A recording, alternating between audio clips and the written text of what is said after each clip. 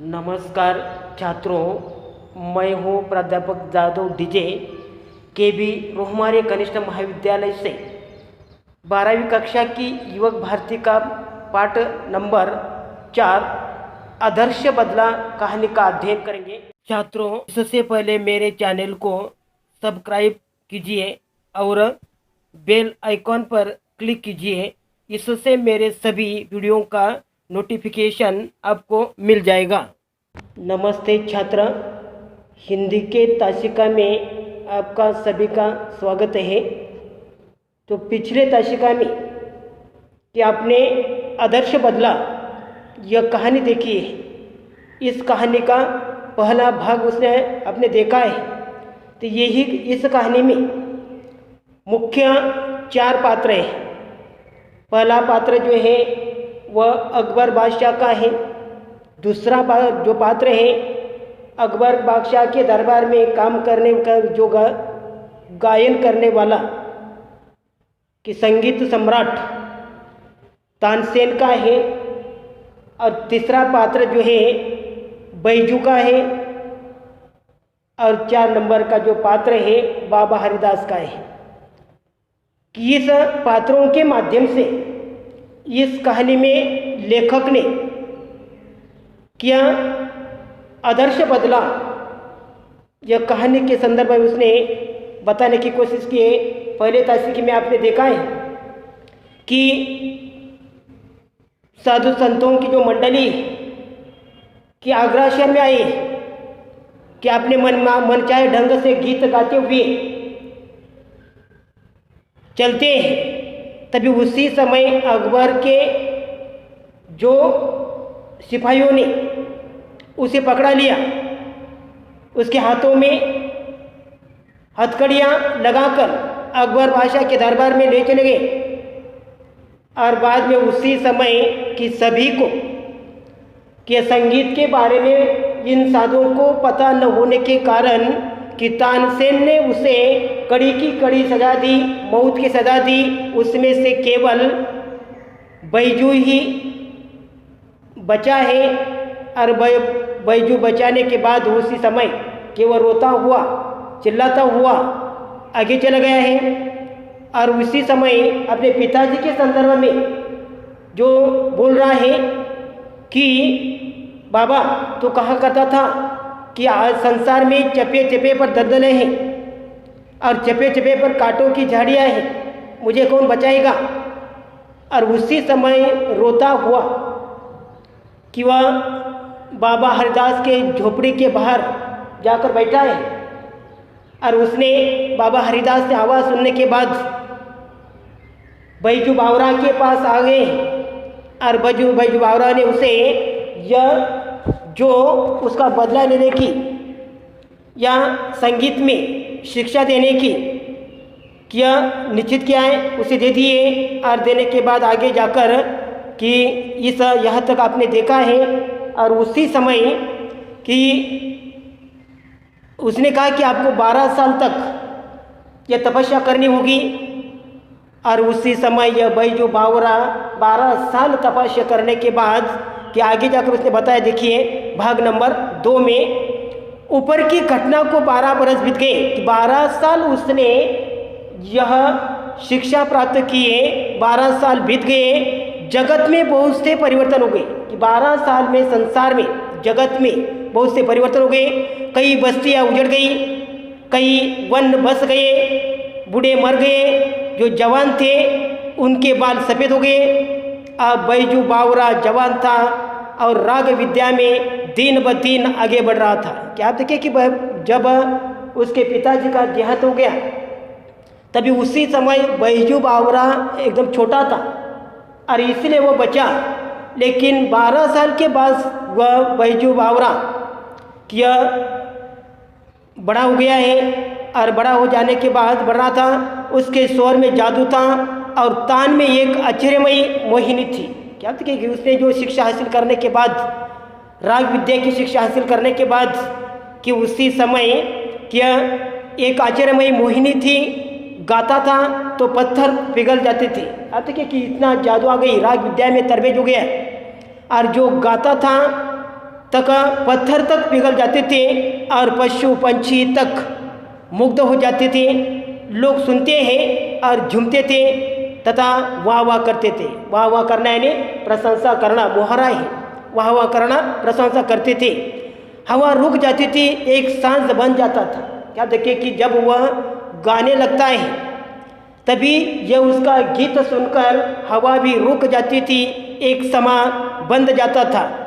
कि एक दिन हरिदास ने हंसकर कहा, वत्स, मेरे पास जो कुछ था वो मैंने उसे दे डाला है।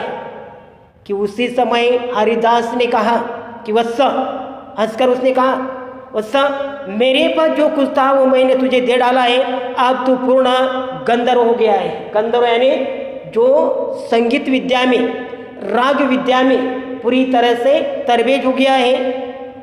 अब मेरे पास और कुछ नहीं है। यह बाबा हरिदास ने कहा कि तुम अभी संगीत विद्या में यह गंधर्व हो गया है, अब मेरे पास और कुछ नहीं है जो तुझे दूँ। भाई जो हाथ बांध कर खड़ा हो गया, कृतज्ञता के भाव आंसुओं के रूप में बह निकला, चरणों पर सिर रखकर बोला, महाराज, आपका उपकार जन्म भर सिर से न उतरेगा। हरिदास सिर हिलाकर बोला, यह नहीं बेटा, कुछ और कहो, मैं तुम्हारे मुंह से कुछ और सुनना चाहता हूँ।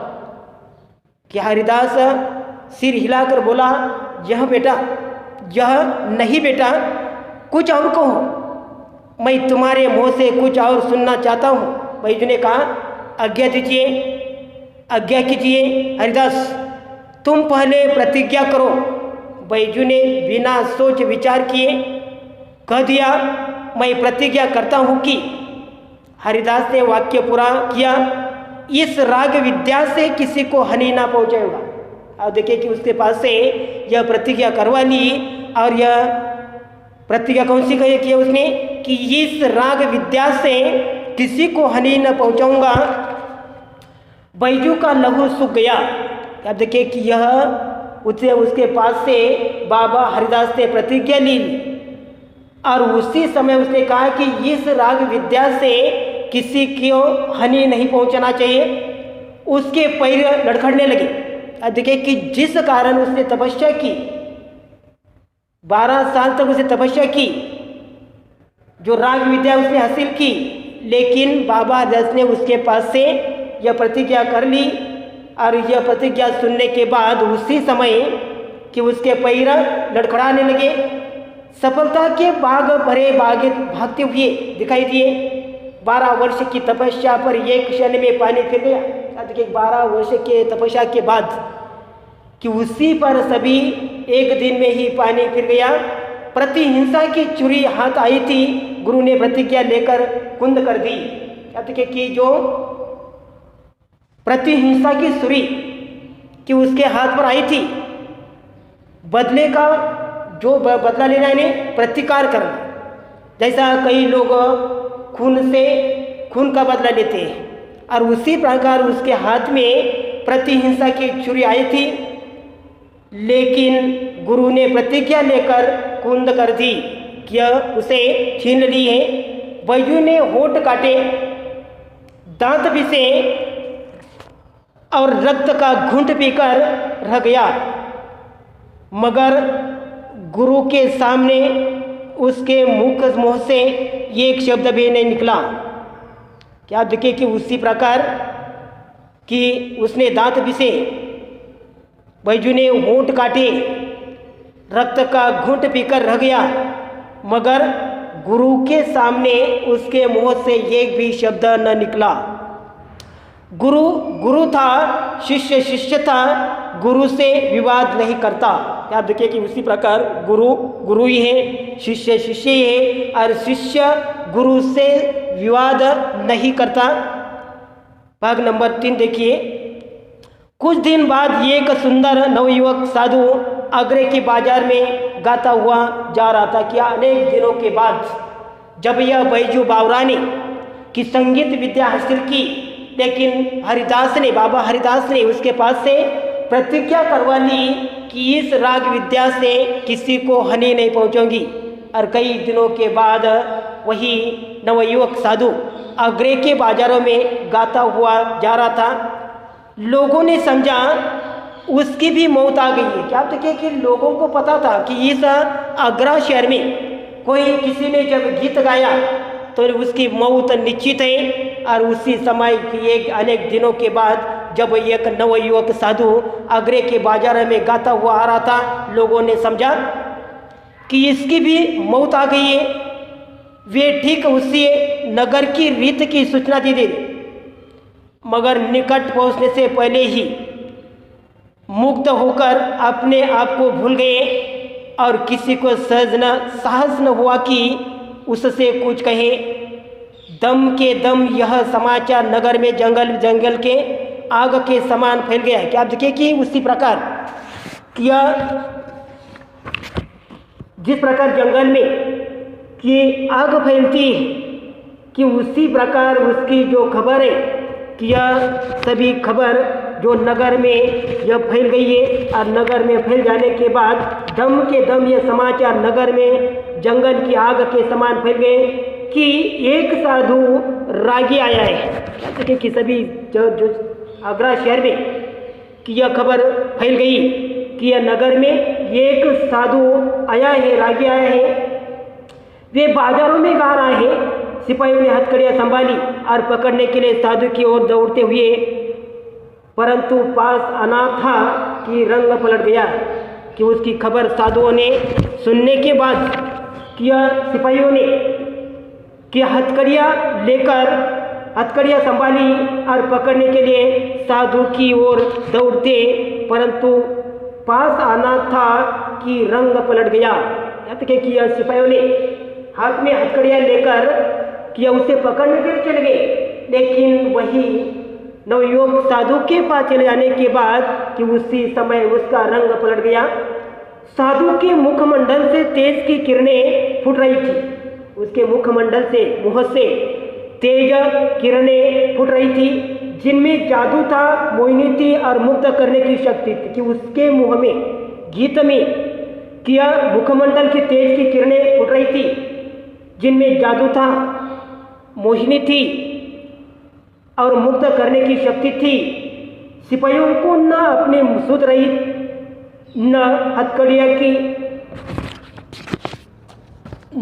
हथकड़ियों की, न अपने बल की, न अपने कर्तव्य की। आप देखिए कि वहाँ चले जाने के बाद ये सिपाही भी उसके जो राग में, गीत में मंत्र मुक्त हो गए हैं और उसे अपने बल की भी सुध नहीं रही, अपने कर्तव्य की भी नहीं, बादशाह की भी नहीं और बादशाह के हुक्म की भी सुध नहीं रही। वे आश्चर्य से उसके मुख की ओर देखने लगे जहाँ सरस्वती का वास था और जहाँ से संगीत की मधुर ध्वनि की धारा बह रही थी। साधु मस्त थे, सुनने वाले मस्त थे। क्या देखिए कि साधु मस्त थे, सुनने वाले मस्त थे कि साधु भी अपने गीत गाता हुआ, यह गीत गा रहा है, उसमें गीत में मस्त हैं और सुनने वाले भी यह मधुर ध्वनि सुनने के बाद मस्त थे। जमीन आसमान मस्त थे, जमीन आसमान भी मस्त थे। गाते गाते साधु धीरे धीरे चलता जाता था कि यह गीत गाते गाते कि साधु धीरे धीरे आगे चलता जाता था और श्रोताओं का समूह भी धीरे धीरे चलता जाता था। क्या आप देखिए कि श्रोताओं का समूह भी कि उसके पीछे पीछे जो धीरे धीरे चलते चलते जाते थे और श्रोताओं का समूह भी धीरे धीरे चलता था। ऐसा मालूम होता था जैसे एक समुद्र है जिसे नवयुवक साधु आवाज़ों की जंजीरों से खींच रहा है और संकेत से अपने साथ साथ आने की प्रेरणा कर रहा है। कि संकेत के कारण कि यह नवयुवक साधु आगे जा रहा है, गीत गाते हुए सभी को मंत्र मुक्त करते जा रहे हैं और उसी समय उस लोगों का समूह है, जन समूह है कि वह भी उसके पीछे पीछे चलते जा रहे हैं और ऐसा लगता है और संकेत से अपने साथ साथ आने की प्रेरणा कर रहा है।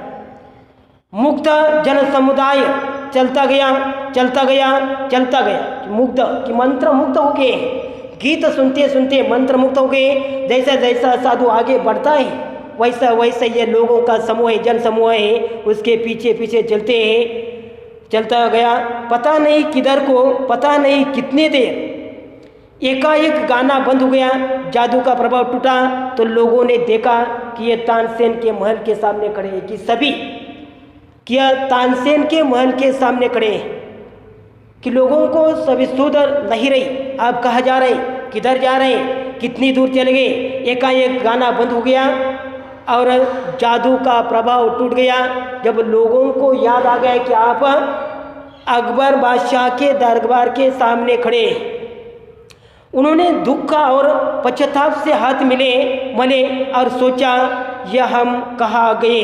पश्चाताप हो गया, आंखें खोलने के बाद, जो सुध आने के बाद कि उसे पश्चाताप हो गया, और पश्चाताप हो जाने के बाद वह सोचने लगे कि हाथ मले और सोचा यह हम कहाँ गए। साधु अज्ञान में ही मौत के द्वार पर आ पहुँचा था। आप देखिए कि साधु अज्ञान के कारण, अज्ञान में ही मौत के द्वार पर आ पहुँचा था।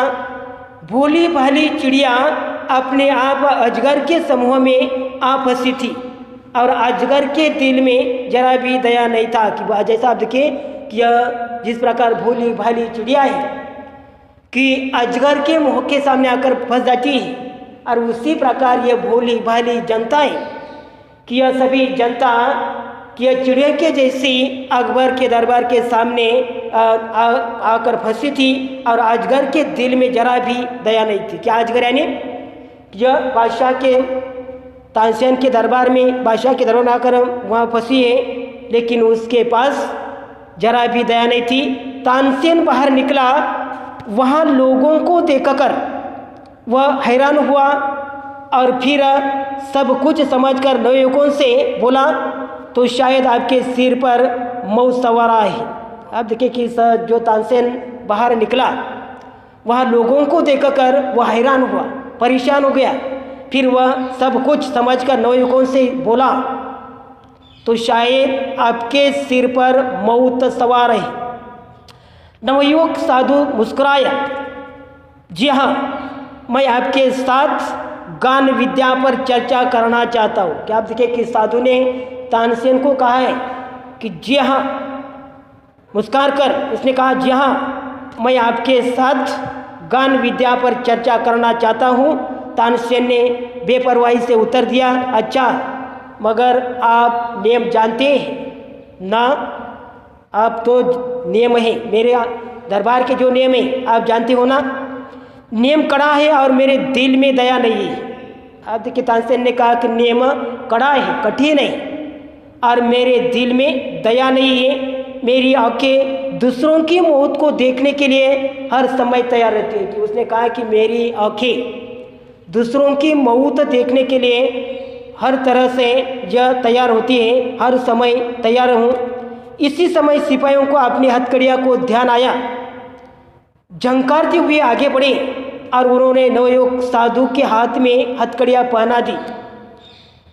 भक्ति का प्रभाव टूट गया, श्रद्धा के भाव पकड़े जाने के भय से उड़ गए, और लोग इधर उधर भागने लगे। सिपाही कोड़े बरसने लगे, और लोगों के तितर बितर हो जाने के बाद नवयुवक साधु को दो दरबार की ओर ले चले गए। दरबार की ओर से शर्त सुनाई गई, कल प्रातः काल नगर के बाहर वन में। शर्त क्या थी उसमें कि कल प्रातः काल नगर के बाहर वन में तुम दोनों का गान युद्ध होगा। कि शर्त में उसी में रखी, कल प्रातः काल के समय कि बाहर के वन में कि तुम दोनों का गान युद्ध होगा।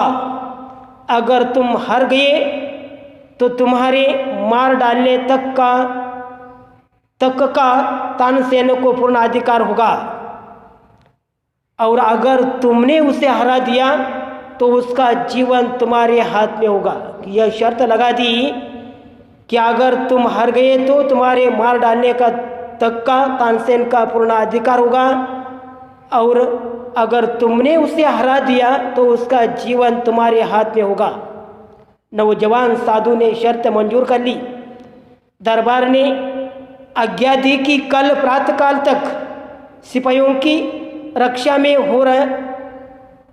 में हो रहो, यह नौजवान साधु बैजू बावरा था।